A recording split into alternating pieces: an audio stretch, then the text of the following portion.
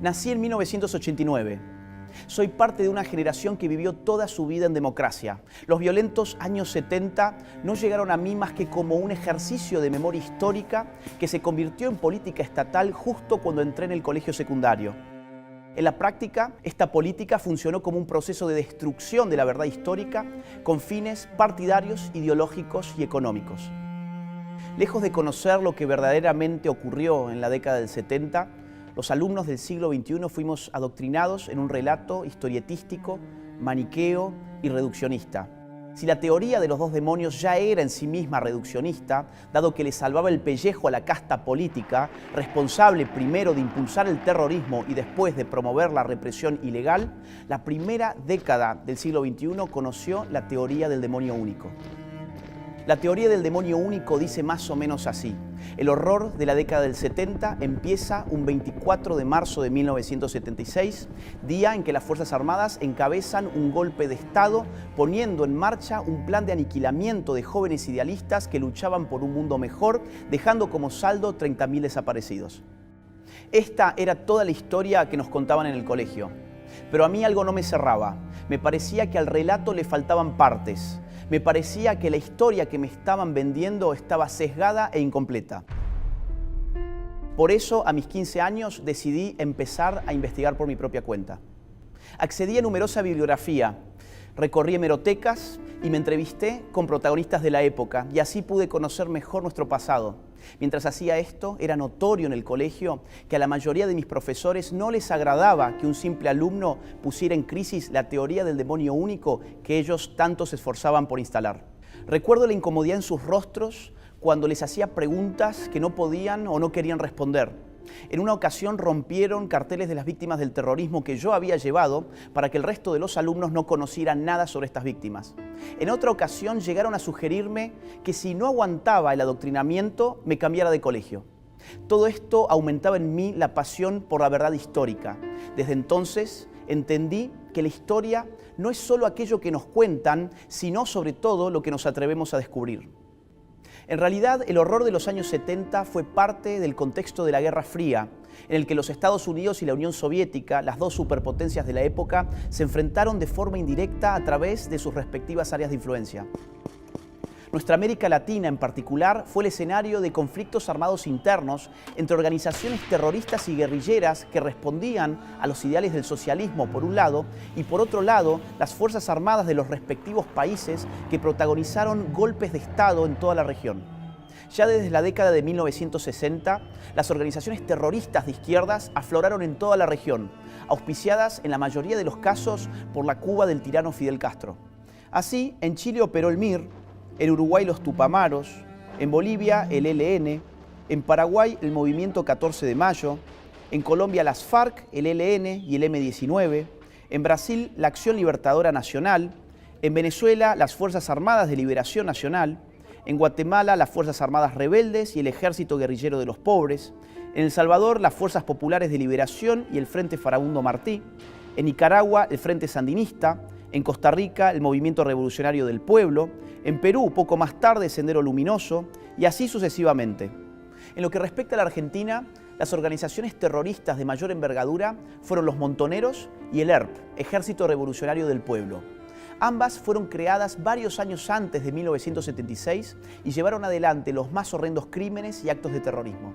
En la sentencia del juicio de las juntas militares de 1985, se computó que las organizaciones terroristas cometieron entre 1969 y 1979 un total de 5.215 atentados explosivos, 1.052 atentados incendiarios, 1.748 secuestros, 1.501 asesinatos, 45 copamientos de unidades militares y policiales, 2.402 robos de armamentos, entre otros miles de atentados de naturaleza guerrillera y terrorista. En este contexto, en la misma sentencia se calculó que las organizaciones terroristas, en su momento de máximo apogeo, sumaban alrededor de 25.000 integrantes, de los cuales 15.000 eran combatientes. Más aún, dicho fallo judicial sostuvo que las organizaciones terroristas cito, multiplicaron su accionar y produjeron, en el lapso posterior a la instauración del gobierno constitucional de 1973, la mayor parte de los hechos delictivos registrados estadísticamente para todo el periodo analizado. Es decir, las organizaciones terroristas llevaron adelante la mayor parte de sus atentados contra gobiernos democráticamente elegidos. Lo que pretendían era perpetrar su propio golpe de Estado para instalar en la Argentina un sistema de corte socialista a la fuerza asimilable a la Cuba castrista.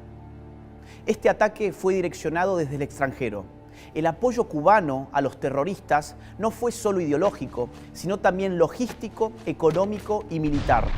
Tanto Montoneros como el ERP enviaron cuadros a La Habana para recibir entrenamiento en tácticas de combate, sabotaje y guerra de guerrillas. De entre otros muchos, destaca el testimonio de Jorge Massetti, ex guerrillero del ERP, que en un libro autobiográfico contó su experiencia personal en los entrenamientos cubanos. Debía pasar 3 meses en una unidad militar especial. Me entregaron botas, un uniforme verde oliva y ropa interior del mismo color. Me advirtieron que no podría salir en los 3 meses que duraría el curso y que mis movimientos debían limitarse a 50 metros a la redonda del área que me sería asignada. En mi vida había visto tantos fierros juntos, pistolas, revólveres, fusiles, subametralladoras, ametralladoras pesadas, granadas y hasta bazucas y lanzacohetes, más un montón de cajas de municiones. Comenzamos con las clases teóricas: uso táctico, funcionamiento, alcance efectivo, arma y desarme de campaña, balística y otras cuestiones relacionadas con el tema. Para las clases prácticas iba al polígono y disparaba con todo tipo de armamento de infantería. También practicábamos el tiro en movimiento, de defensa y de atentado, a pie y desde un auto, inclusive el tiro con fusil desde una avioneta. Nada de esto se nos ha contado a quienes no vivimos los años 70. Fuimos empujados a ignorar esta parte crucial de nuestra historia simplemente porque no convenía a los mercaderes de la memoria a medias. Y lo que tampoco les convenía era contarnos que, según las mismas organizaciones terroristas, lo que atravesaba a la Argentina en la década del 70 era un verdadero estado de guerra revolucionaria. De esto no cabía la menor duda en el momento en que la historia tenía lugar. Por ejemplo, desde su revista El Combatiente, el líder del ERP, Mario Roberto Santucho, el 16 de octubre de 1974, en pleno gobierno constitucional, decía lo siguiente: en los comienzos de la generalización de la guerra civil, redoblaremos nuestros esfuerzos de organización y militancia revolucionaria. A su vez, en esa misma revista, el 24 de noviembre del mismo año, se publicaba un artículo titulado ¿Por qué estamos en un proceso de guerra?, donde se afirmaba: nuestro partido resolvió crear el ejército revolucionario, es decir, asumir uno de los aspectos de la lucha de clases, el de más alto nivel, la lucha armada, la guerra popular revolucionaria como estrategia de poder. La lucha será larga, sin cuartel, en la que no se puede dar la mínima concesión al enemigo, en la que el problema militar, el aniquilamiento del enemigo por parte de las fuerzas populares, adquiere una importancia fundamental. Como estos, existe otro centenar de ejemplos similares. En este primer mes de gobierno parlamentario no serán olvidados. Su ejemplo alentará y guiará a los miles y miles de revolucionarios que nuestro pueblo destacará a las primeras filas del combate actual por el camino de la guerra revolucionaria hacia el poder obrero y popular. Por su parte, Montoneros hacía lo propio a través de sus órganos de prensa. En septiembre de 1975, bajo un gobierno democráticamente elegido, la revista Evita Montonera afirmaba: esta guerra, como toda guerra, se rige por un principio básico y elemental: proteger las propias fuerzas y aniquilar las del enemigo. Montoneros siempre se definió como una organización político-militar. Pero emprender la lucha armada implicaba la eventualidad cierta de matar. No había demonios, había una guerra civil. El mismísimo Juan Domingo Perón, en una carta a Montoneros fechada en febrero de 1971, caracteriza como guerra revolucionaria lo que está ocurriendo en la República Argentina. Totalmente de acuerdo en cuanto afirman sobre la guerra revolucionaria. Es el concepto cabal de tal actividad beligerante. Han de comprender los que realizan la guerra revolucionaria que en esa guerra todo es lícito si la finalidad es conveniente. Ya en 1974, a través de otra carta, esta vez dirigida a los militares del Regimiento de Azul, que había sido atacado por los terroristas, Perón calificó a estos últimos como psicópatas, a los que hay que exterminar uno a uno para el bien de la República. Por cadena nacional, Perón habló a todos los argentinos y dijo que había que aniquilar cuanto antes este terrorismo criminal. El lenguaje bélico es patente. Mientras los hechos se desarrollaban, los protagonistas hablaban y actuaban sabiéndose parte de una guerra revolucionaria. Por eso, tras el retorno de la democracia, incluso en la sentencia del juicio a las juntas militares de 1985, se reconoció lo siguiente. En consideración a los múltiples antecedentes acopiados en este proceso y a las características que asumió el fenómeno terrorista en la República Argentina, cabe concluir que dentro de los criterios clasificatorios que se vienen de expresar, este se correspondió con el concepto de guerra revolucionaria. Sin embargo, los promotores de la teoría del demonio único han negado la existencia de una guerra en la Argentina de los 70. Para ello, han acusado a quienes describen como un conflicto bélico lo ocurrido en aquel periodo de intentar justificar los horrores cometidos por las Fuerzas Armadas. No obstante, la realidad es exactamente la opuesta. Quienes han negado la guerra revolucionaria lo han hecho con el propósito de borrar de la historia los horrores cometidos por las organizaciones terroristas y para eliminar de la memoria colectiva a sus víctimas. La historia debe contarse completa o se convierte en un instrumento de manipulación política. No hay tal cosa como una verdad a medias. La omisión de lo necesario es tan grave como la afirmación del error. Si borraron de la historia las atrocidades de las organizaciones terroristas, también se encargaron de ocultar el hecho de que los métodos ilegales de represión estatal comenzaron durante el gobierno democrático anterior al 24 de marzo de 1976. En efecto, durante la presidencia de Juan Domingo Perón, se creó y empezó a actuar la AAA, una organización paramilitar vinculada al gobierno que secuestró y asesinó a cerca de 500 personas. Además, en febrero y en octubre de 1975, el gobierno de María Estela Martínez de Perón ordenó, por medio de 2 decretos del Poder Ejecutivo, las operaciones militares y de seguridad que sean necesarias a los efectos de aniquilar el accionar de los elementos subversivos, primero en Tucumán, provincia dominada por el ERP, y luego en todo el país. Por entonces ya era frecuente que los órganos de prensa de los terroristas denunciaran métodos de represión ilegal como la técnica de la desaparición forzada de sus integrantes. Por ejemplo, en su número de marzo de 1975, la revista Evita Montonera daba cuenta de un número indeterminado de secuestrados y desaparecidos. Asimismo, las organizaciones guerrilleras le endilgaban al gobierno la responsabilidad por los asesinatos de la AAA.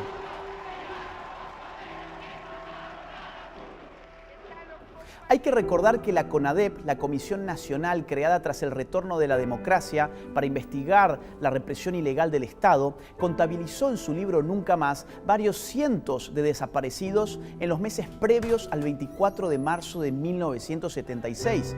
Esto llevó a sus autores a concluir que la técnica de la desaparición forzada de personas se diseñó y se implementó con anterioridad a esa fecha y que tras el golpe de Estado su implementación se intensificó.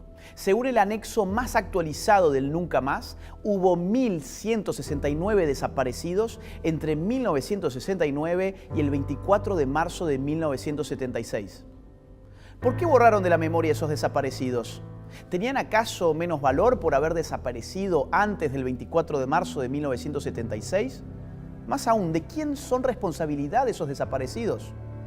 ¿A quienes quisieron proteger? ¿Aquellos que nos dijeron que el drama de los 70 había empezado un 24 de marzo de 1976 y que no debíamos mirar hacia atrás de esa fecha?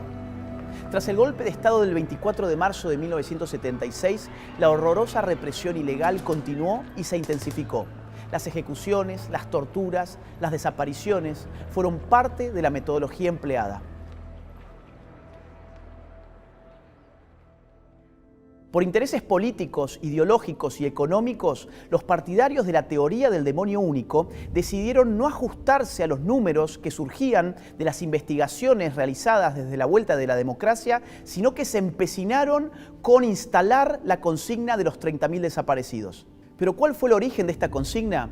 Luis Labraña, el ex guerrillero que confesó públicamente haber inventado la cifra, dijo que lo hicieron porque necesitaban inflar la cantidad de desaparecidos a los fines de conseguir mayores apoyos en Europa. Se determinó un número y alguien dijo 30.000. Fui yo.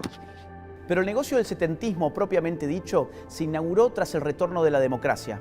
Solo en concepto de indemnizaciones, muchas de ellas de dudosa legitimidad, le hicieron al Estado argentino desembolsar 2.111 millones de dólares hasta el 30 de noviembre del 2015.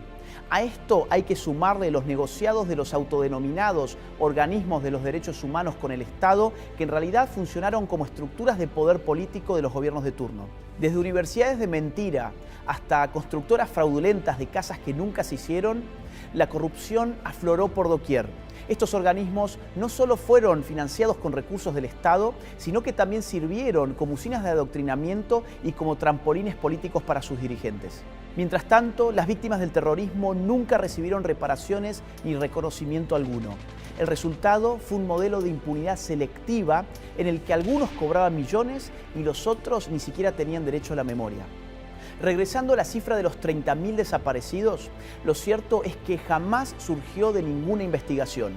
En su informe publicado en 1985, la CONADEP contabilizó 8.961 desaparecidos para todo el periodo estudiado. A su vez, el último relevamiento de la Secretaría de Derechos Humanos, realizado en el año 2015 en el marco del Registro Único de Víctimas del Terrorismo de Estado, arribó a un total de 6.348 desaparecidos y 952 ejecutados a la luz pública.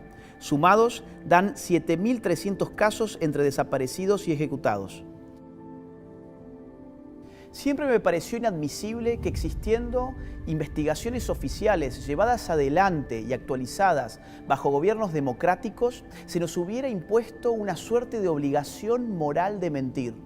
Vaya locura, una obligación moral de aferrarnos a la mentira cuando en realidad lo que la historia exige es la verdad. Otra vez nos dijeron que si no repetíamos ni convalidábamos el número 30.000, eso era porque pretendíamos negar los horrores de la represión ilegal. Pero ¿a quién se le ocurrió que 8.961 o 7.300 no eran suficientes para dimensionar la magnitud de la violencia y del desastre? ¿A quién se le ocurrió que no eran suficientes para decir nunca más? ¿A quién se le ocurrió que esos números por sí solos no causaban escozor? La historia debe ser completa y rigurosa. No está bien borrar de un plumazo a las organizaciones terroristas con el fin de instalar la teoría del demonio único. No está bien ocultar la situación de guerra revolucionaria que vivía la Argentina de los años 70. No está bien disimular el hecho de que la represión ilegal y la técnica de desaparición de personas comenzaron antes del 24 de marzo de 1976. No está bien negar a las víctimas cuando son de un lado e inflarlas cuando son del otro. No está bien inventar cifras con propósitos efectistas. Las generaciones que no vivimos los años 70 queremos conocer la historia de manera completa, integral, respetuosa, sin revanchismos, sin anteojeras ideológicas y sin conveniencias políticas y económicas que la ensucien y la distorsionen. Además, queremos hacerlo en libertad. No aceptamos ninguna clase de censura. No le reconocemos validez a ningún dogma escondido tras la tiranía de la corrección política. Queremos ser libres de conocer nuestra historia. Es la única forma que existe de aprender del pasado y no repetirlo nunca más. Una sociedad que se aferra a la mentira no puede construir un futuro en libertad. Este 24 de marzo rompamos con el relato impuesto y reivindiquemos nuestro derecho a conocer la verdad completa.